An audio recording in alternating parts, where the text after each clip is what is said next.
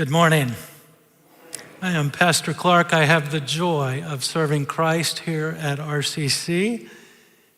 And yes,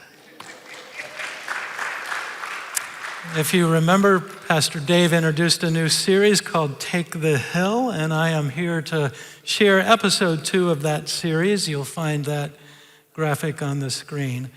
I do have to confess that when Pastor Dave invited me to share this message, and I read through Ecclesiastes 11. Now, I love this series, Take the Hill, and I love Scripture.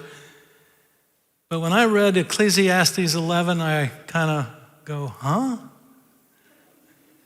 I wouldn't necessarily have chosen this passage for that, but I'm a part of this team, and here I am. Well, the more I studied Ecclesiastes, the more it emerged, and the truths that we can cherish, but not only that, can shape our life here in this congregation. Ecclesiastes is not particularly an easy book to understand, principally because Solomon is not an easy character to understand. It's best to see Solomon's life in 3 different phases. The first phase begins well. He has a heart for God. He has a humble heart, seeking God's grace, God's wisdom. He's a person that's in love with God and seeking God. In fact, God blesses him with unparalleled wisdom. Many of the Proverbs and writings in Ecclesiastes are part of that. In fact, great things happen during that early season in his life. The temple's built and all kinds of other things it got the attention of the watching world. But then as the second phase of his life comes, things begin to go sideways. He begins to compromise. He establishes alliance with foreign nations and in the process takes on countless foreign wives. And those foreign wives begin to influence his heart and soul. And they pull him away from God, pull him away from covenant faithfulness, and he begins to worship idols. It's a tragic story. He even starts erecting shrines to pagan gods throughout Jerusalem.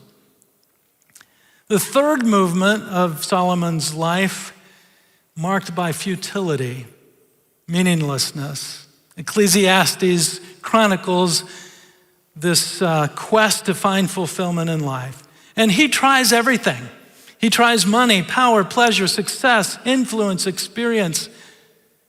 Interestingly, the same things we pursue and our culture pursues in their quest for fulfillment. Anyway, his conclusion to all this is all of those pursuits are futile. Futile. Solomon never found fulfillment in them, never found ultimate purpose in those pursuits. In many ways, what began well did not end well for Solomon. But one thing for sure, as we look at the book of Ecclesiastes, it does reveal our lack of control over our lives. The true meaning for a good life is to find hope in God's judgment that will destroy evil and bring justice to our world. And that hope fuels us a desire for honesty, integrity, despite life's mysteries.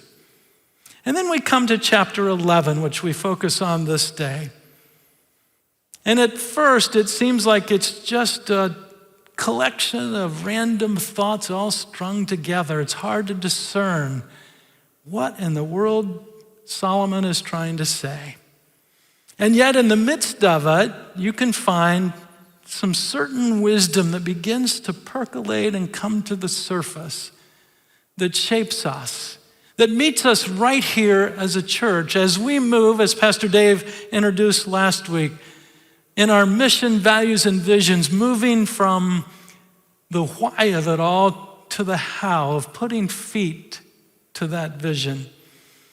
And I would suggest Ecclesiastes 11 has some insights for us as we begin the exhilarating journey of seeing our mission, values, and visions come to life before our very eyes. But that's going to take faith even before we are ready. And I want to share a story in my life journey when I experienced that very thing. I was invited earlier in my ministry to participate in the Methodist movement of establishing house churches in Vietnam. It's a groundbreaking movement, and it was principally to train pastors and provide some resources for those pastors in their ongoing work. Now, they're in a communist country. They can't work on the surface of things. They have to function underground. The churches where they led were in their homes or places out of view of the communist authorities. And yet, in that invitation to be a part of that mission, I had some questions of our leader, Joseph. I said, well, Vietnam, it's kind of the source of a lot of wounds in our nation's psyche and mind. On top of that, it's on the other side of the world. But here's the real question that I had. It did not come at a very convenient time for me. I was knee-deep in the merger of 4 churches into one. We had just built a $4.5 million building. Actually, $5 million when you consider property and paving for a new parking lot. I was in the midst of not 1, not 2, but 3 capital campaigns to pay it off in a decade. More importantly, we were starting new ministries. We started Alpha. We started our Upward Basketball. Had 1,000 people in our gym every Saturday. We started a tutoring ministry to students at Portsmouth Elementary just a block away. We started Celebrate Recovery to connect with the hearts and hurts of broken people in our community. I say all that to say this: I was more than busy. And that invitation came at a most inconvenient time. In fact, I well remember asking Joseph, could this wait till next year? Or at least a few months? Nope, now or never. And there was a sense of urgency in that. And we get a hint of that in the opening verses of Ecclesiastes 11. And I want us to begin to explore that passage. You'll find verses 1 and 2 on the screen, I believe. I certainly didn't feel ready at that moment, and yet the time was there.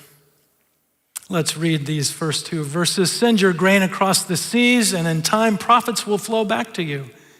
But divide your investments among many places, for you do not know what risk might lie ahead. Now, on first glance, that looks like a page or 2 out of a financial planning guidebook. But in reality, there's more there than meets the eye. There is a sense of encouraging us to grasp this, that if we never step out, we will never see God at work, never see God show up. Well, to use the vernacular of this verse, I chose to send my grain across the sea to Vietnam. Ready or not, I chose to step out in faith. As it turns out, on the first of 5 mission trips to Vietnam. And did God ever show up?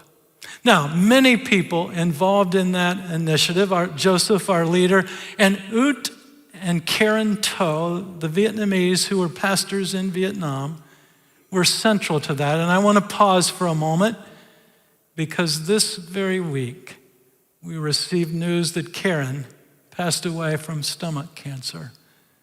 And it grieves our heart, such a flaming witness for Christ. What a joy and a privilege it was to work with Ut and Karen and Joseph. So there are many people involved, but we had the sense that our little mission team from what was then the Shawnee Valley District was a catalyst for much of what followed. God's Spirit was stirring. God was at work, especially in the hearts of those courageous Vietnamese pastors, working, as I mentioned before, underground, out of the view of the communist authorities. They couldn't meet in public, but they met in homes. Well, before we could even get a sense of what God was doing, 3 house churches turned to 12, turned to 25, turned to 100, turned to 300. It was like the book of Acts coming to life before our very eyes. It was exhilarating. Now, I recognize that such a brushstroke of summary tends to sensationalize it or make it glossy, because there were many challenges, many disappointments, many pains along the way for those pastors and for us.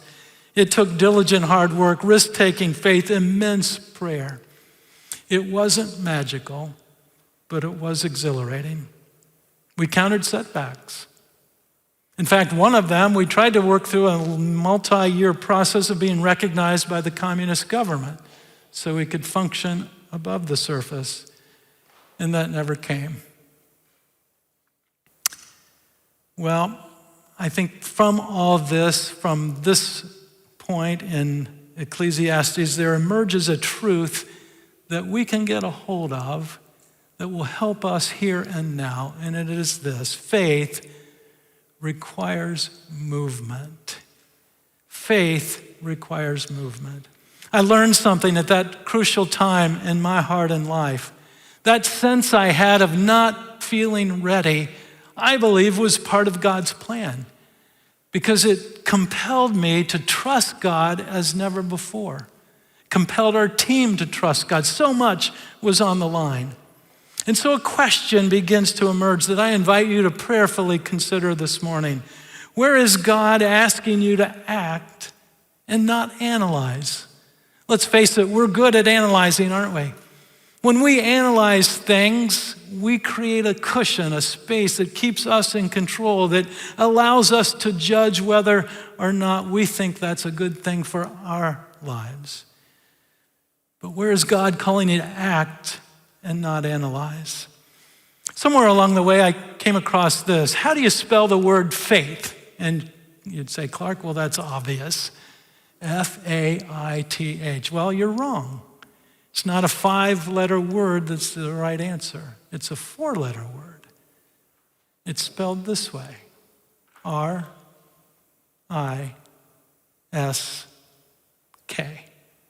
Risk. If we're going to be faithful Christ apprentices, we must take risks. If we want to live a life full of faith, we have to take risks. And I wonder if we are faith averse in our churches across America these days. And I'm not talking about huge leaps of faith. What about small steps of faith that require us to move out of our comfort zone? And I've tried to live this out in my own neighborhood, trying to establish relationships and conversations with people, mostly as I walk our dog, Macy, our golden retriever. Now, some of my efforts met with indifference. A few of them even a cold wall saying, don't go there. But some of them have opened a door to a relationship being formed. Over the last few weeks, I've been able to meet up with one of our neighbors I've probably sat down with him 10 or 12 times.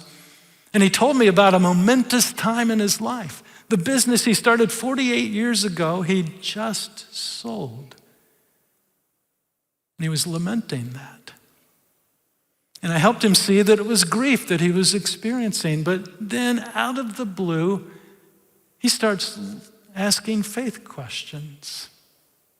It's like, really? Wow. And that relationship carries on. We were able to talk. I invited him, how can I pray for you? And he named a few things, and I've been praying for him ever since.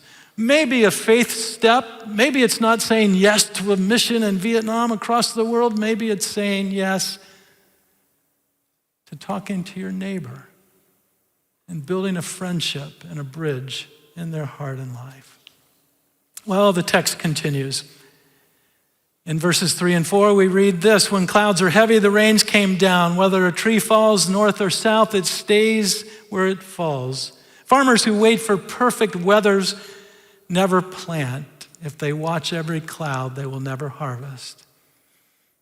Here's a truth we can get a hold of. Waiting for clarity becomes disobedience. Or in my case, waiting for convenience becomes disobedience. I know in my own life, I wanted to hedge my bets to be absolutely sure I was ready for what God wanted me to do. If that's the case, we'll never get started. How many times do we live in a culture of convenience? We hold back for just the right time that fits our schedules, our preferred timetables. In fact, I personally shudder to wonder how many life adventures I've missed out on because I've held back waiting for just the perfect conditions. Well, here's the truth that emerges. Perfect conditions are a lie. Perfect conditions will never happen. And here's what I've learned. If we wait till we're ready, that day will never come. If we wait for perfect conditions, we'll never get started. I hedged my bets till I was absolutely sure. It's almost like I told God, just give me some time until I feel like I'm just totally ready. And then here's what was lurking into my mind. I would look to God and say, well, thanks for the assignment. You can leave now. I'll take it from here, and I'll get back to you when I'm done. And God shudders and said, Clark, that's not quite what I had in mind. I'm not calling you to venture out on your own in your own strength, wisdom, and ingenuity. I'm calling you to rely upon me, my power, my provisions. And so a question emerges that we want to grapple with. Where have we delayed what God has already made clear? Let's face it, our delay covers our lack of faith and trust to God, for God to lead us into the unknown. The text continues in verse 5. And again, it seems like just a ramble of random thoughts strung together, but there's wisdom here. Just as you cannot understand the path of the wind or the mystery of a tiny baby growing in its mother's womb. I want to pause for a minute. I read not too long ago that a baby in his mother's womb, in her mother's womb, obviously begins with one cell. But by the time it's time for birth, guess how many cells are wrapped up in that life? Over 2 trillion. It's a mystery. It's incredible, God's power. Anyway, Solomon continues. We can't understand the activity of God who does all things. Plant your seed in the morning, keep busy all afternoon. You don't know how it will profit, if profit will come from one activity or another, maybe both. Light is sweet. How pleasant to see a new day dawning. When people live to a very old age, let them rejoice in every day of life. Let them also remember there will be many dark days, for everything still to come is meaningless. Again, a string of random thoughts. One thing comes to the surface for me, that we control our choices. We control our obedience, and we let God control the outcomes. One of our experiences in Vietnam illustrates this with amazing clarity. We were visiting in a house church up in northern Vietnam outside Hanoi. Small little village, very ordinary house and worship place. But to walk into that worship place, you felt like you were walking into the presence of God. You've heard of thin places between heaven and earth. Well, that was one of them. You immediately sensed God was right there. I went over to the worship center, and on the wall behind the center, almost as a focal point, I saw something most unusual. It was a denim jacket on a hanger, hanging on the wall. I thought, wow, that's kind of an odd focal point for worship. Until the pastor shared his story. He was faithful to proclaim the gospel, had such a love in his heart for his fellow Vietnamese that he would go out into the highways and byways around that little village sharing Christ. Well, one day, he was encountered by a group of communist sympathizers. When they found out what he was doing, they took issue, they beat him up, they stabbed him in the back, and left him for dying. If it hadn't been for 2 farmers who came to his aid, got him to medical care, he probably wouldn't have survived. But here we are in his little house church. He's telling his story. He goes up to the wall, takes that jacket off the wall, turns it over, and sure enough, there are knife marks in that jacket. Here's the clincher. That did not deter him. It compelled him even more with love, sacrificial love, to go and take the gospel. He loved his countrymen so much it propelled him even further into his mission, and as a result, God honored that sacrifice to lift up a house church in one of the least likely places on the globe, in northern Vietnam. We were humbled by his witness. There are many layers to this story. Another one is this. This pastor used to be a communist official himself. And when he came to Christ and devoted his life to proclaim the gospel, he laid that all aside.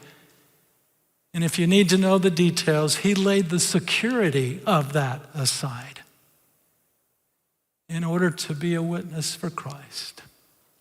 And I wish that were the end of the story, but there's more, and it had to do with our little team. Our accommodations in Vietnam, by and large, were more than adequate, some of them exceptional. The one exception was the night before that visit. It was not the kind of place you'd be comfortable staying, but our team, we toughed it out. I say that figuratively, yeah. The next morning we get up, kind of laughing it off, sharing stories with one another about what we had encountered. But beneath that surface, we were grousing. We were complaining. Those accommodations didn't meet our preferences. Those accommodations just were not quite adequate. And then we arrive at his house church and hear his story. And our petty preferences got burned up in his white-hot witness of faith. He controlled his choices, his obedience. God took care of the rest. And he calls us to watch our choices, our obedience, and leave the rest to God. Perfect conditions are a lie. We control our obedience. God controls the outcome. The truth that emerges from this is this one, and it's an important one. Obedience releases God's work. Our obedience releases God's power to work in other people's lives. Without a doubt, we were only a small team, a small part of all that was happening in that Vietnam movement. But we did have the sense that our obedience impacted the results. If we held back, lives would be impacted. If we held back, some miracles may not happen. And that may seem a little heavy to you, but when you're living on the front lines of God's mission, whether it's here in Reynoldsburg or in Vietnam or in Romania or Cuba or Kenya, wherever it might be, you have the sense that you're living on the edge, sensing that what you do or don't do influences, for good or for worse, the whole movement. Yes, our obedience matters, and it matters because it's God's pathway to work in people's lives. Some of you who have heard me share know that I was a philosophy major in college, not a secular campus, but a Christian college. One of the first books we were asked to read is a book called Ideas Have Consequences by Richard Weaver. I don't believe Bill's relative, but it was a telling resource. I want to suggest, though, that a corollary book might come with this title: Obedience Has Consequences.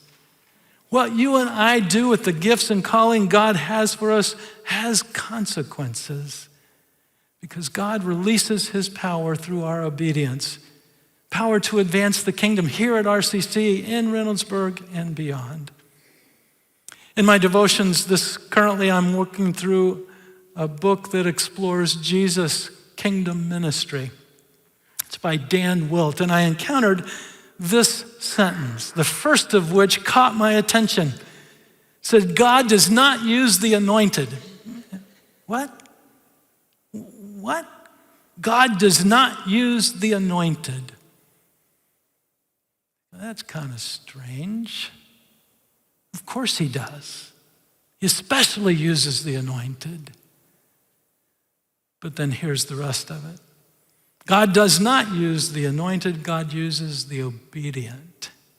His anointing meets us at the very moment of our obedience. How powerful is that? So a question emerges, again, for us to grapple with in prayer. Where are you trying to control instead of trust? When we hold out on God, we might as well name it for what it is. It's disobedience. Holding out on God is usually connected to one of two things, either fear, because we're afraid of what might happen, or we're afraid to lose our control over the circumstances of our lives. I hear the word trust bantered about in music and in our conversations. It flows easily from our lips, but folks, it's hard to live out. There's a crucible in coming to trust God because that calls for us to relinquish control to the Lord.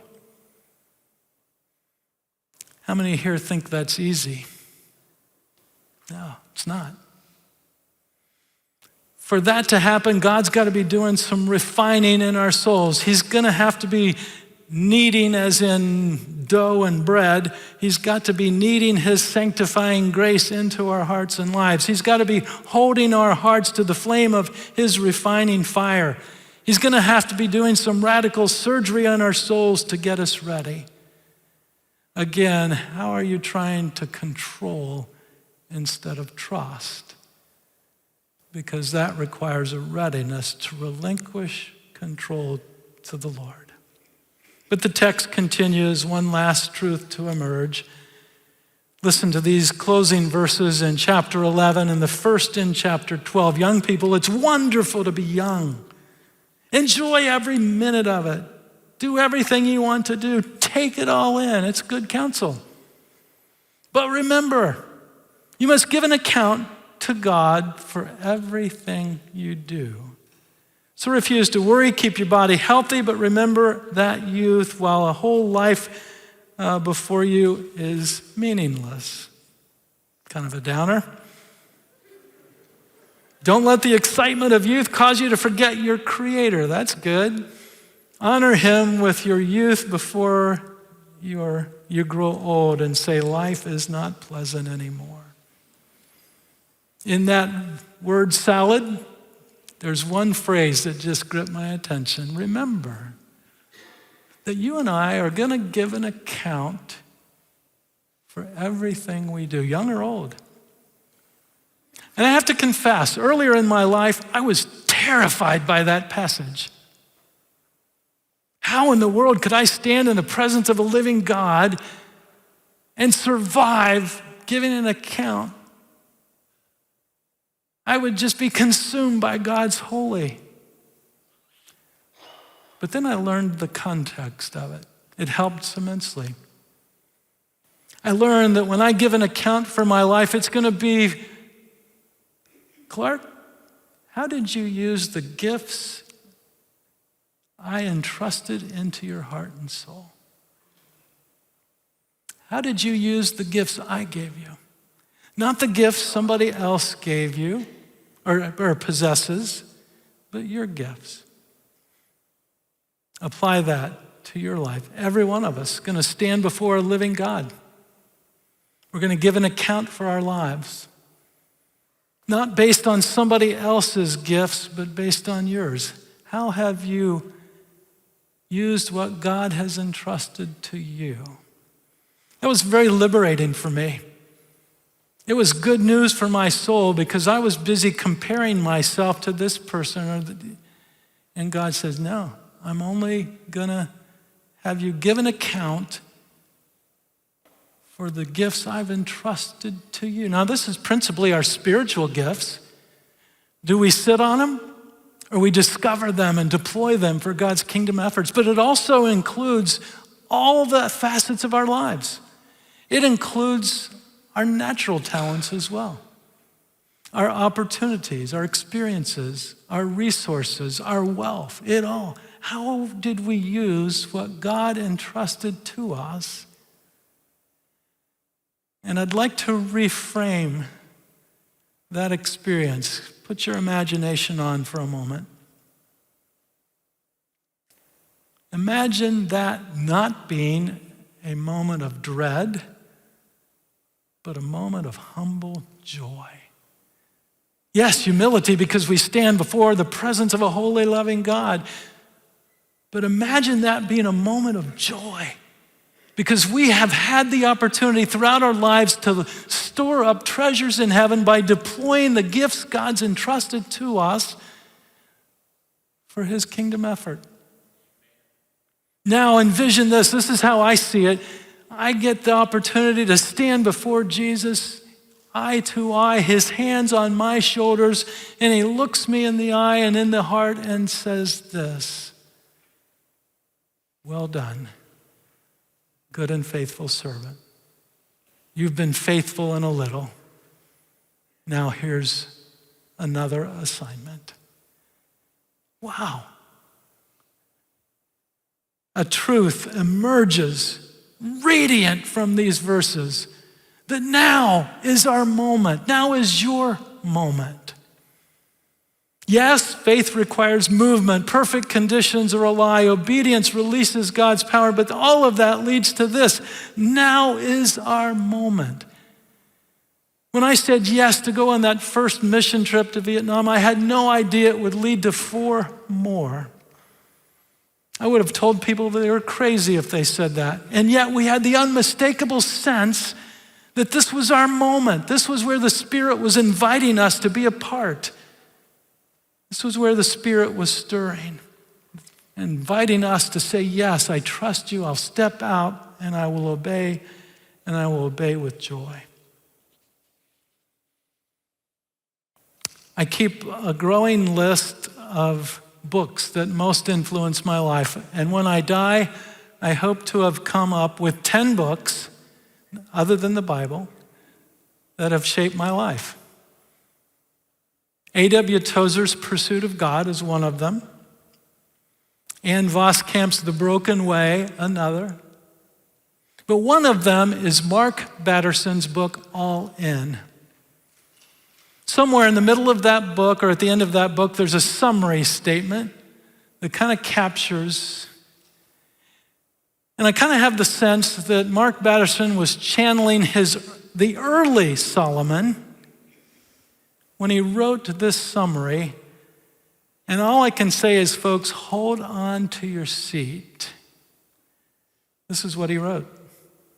Quit living as if it's the purpose of life to arrive safely at death. Set God-sized goals. Pursue God-ordained dreams. Go after a dream that's destined to fail without divine intervention. Keep asking questions. Keep making mistakes. Keep seeking God. Stop pointing out problems and start being the part of the solution. I want to pause there. And I want to turn it positive. As I look back on every church I've served, there have been a cadre of people who approach life with such sincere faith and such prayerful intent that no matter what obstacles we encountered as a church, no matter what setbacks we encountered as a church, no matter what depressing circumstances we encountered, they responded with faith, with anticipation, with joy, with strength, and they wanted to be a part of the solution. Folks, I see those people in my mind's eye in each of the churches I've served. I treasure them. I love them because of their faith. And here's what I come away from it. I want to be one of those people. I want to be one of those people who sees solutions, not just problems. Yes, we have problems. They're real. They're present. But let's be a part of the solution. Mark Batterson continues. Stop repeating the past. Start creating the future. Stop playing it safe and start taking risks.